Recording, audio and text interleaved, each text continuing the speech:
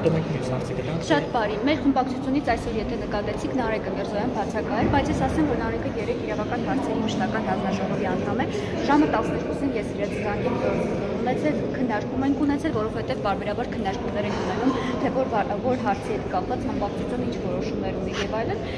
Քննարկումն արեցինք, ինքը մասնակցեց հանձնաժողովի նիստին, հետո ասեց, որ գործերով Երևան է շտաբում, այդ շտապողականությունը հիշում եմ։ Այսօր առավոտյան մենք իմացանք, որ Միրզոյանի կնոջ հետ խնդիրներ կան, կինը առողջական խնդիրներ ծայրահեղ վիճակում է, այսպես ցավոք ինֆորմացիան պիտի ասեմ, որ գտնվում է Նայիրի բժշկական կենտրոնում եւ այս պահին մեր բոլոր ընկերները, ովքեր Երևանում են այնտեղ են, պարոն Գրիգորյանը անձամբ հեռախոսազանգերի միջոցով եւ բժշկական կենտրոնի հետ է խոսում եւ Նարեկի հետ։ Հիմա էլ այս ամեն ինչ ավարտելուց հետո մենք եւս պիտի շտապենք գնալ Նարեկի մոտ, որպեսզի փորձենք օգնել աջակցել մեր ընկերոջը։ Գիտենք, որ լինելիքն չկա, որ սա մանդատակողության քաղաքական շահարկումներ հաստատ լինելու են, որտեղ մինչև այդ էլ ասել պարոն Գրիգորյանի ձեր խմբակցության շուրջ ինչ-որ քննարկումներ եղել են։ Սպասում էինք այս հարցին, որ պիտի հարցնենք արդյոք քաղաքական է, ոչ, սա որպես խմբակցության ղեկավար եմ հայտարարում, սա քաղաքական որևէ ենթատեքստ չունի։ Նարեկ Միրզոյանը ունի ընտանիքի հետ անձնական խնդիրներ, իսկ խնդիրը չափազանց զգայուն է, կնոջ առողջական վիճակով է պայմանավորված եւ որևէ մեկը չէր կարող պատկերացնել, որ հենց այս նիստի օրը ասում եմ 3 ինքը եղել է աշխատանքային օրակարգի մեջ, իրավական հարցերն եք վերջին հանձնաժողովի նիստն է լինում ու մեր վերջին դիտարկումները գալիս փակվում են իրավականում, քննարկումներ են կարել, ինքը ակտիվ մասնակցել է եւ մեր ակտիվ հավաքանու անդամներից մեկն է, եթե նկատել եք։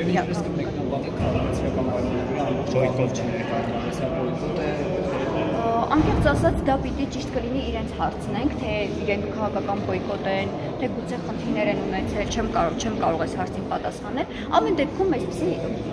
բաներ կարելի է սպասել, որովհետև գիտենք, որ այս պահին ինչ իրավիճակում է, Գյումրու քաղաքապետը գալանավորված է, ձերբակալված է եւ այլն, այսինքն բավականին մանրամասն տեղեկացված եք, այս ամենը քաղաքացիական պայմանագրի կողմից կարծես թե սպասելի է, անակնկալի չենք եկել, այնպես չի, որ դեկտեմբերի 1-ին ձյուն եկավ, զարմացանք։ Հիմա եթե 2 անգամ հավաքանուն չլինի, լուծարման կգնա ավար։ 3 կարծեմ։ 3 երկուսն էլ 3-ն էլ հավարկած, ահա։ Ինչով եք վստահ, որ այս սցենարը չի կրկնվի։ Այսինքն որևէ մեկը չի բացակայի նաև ընդդիմության շարքերի։ Տեսեք, այսօր ոչ միայն Նարեկի հետ կապված բավականին մանրամասն խոսեցինք, նաև կոմունիստական կուսակցությունից 2 մանդատ պակաս էր։ Մեկը պարոն Ղուկասյանի մանդատն է, մյուսը հերթական համարը չեմ հիշում, այն մարդն է, ով այս պահին տնային կալանք ունի, եթե հստակ ինֆորմացիա ունեմ։ Բայց մանդատը այդ փոխանցման գործընթացը 7 աշխատանքային օրվա ընթացքում է տեղի ունենում, այսինքն մեր մոտ դեպքերը զարգացումներ այնքան արագ են լինում, այսինքն մանդատը հանձնում են մարդուն, հետո պարզվում է, որ այդ մարդը արդեն ձերբակալման կամ ինչ-որ գործընթացների մեջ է, որ այդ 7 աշխատանքային օրը մեկ-մեկ էլ դանդաղում են եւ այլն, այսինքն չի լրացել։ Ես կարծում եմ, որ եւ մեր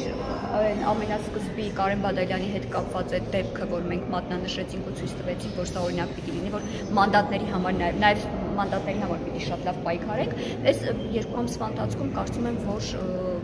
անպայման ընդդիմությունը իր մեծամասնությունը կապահովի պարտադիր։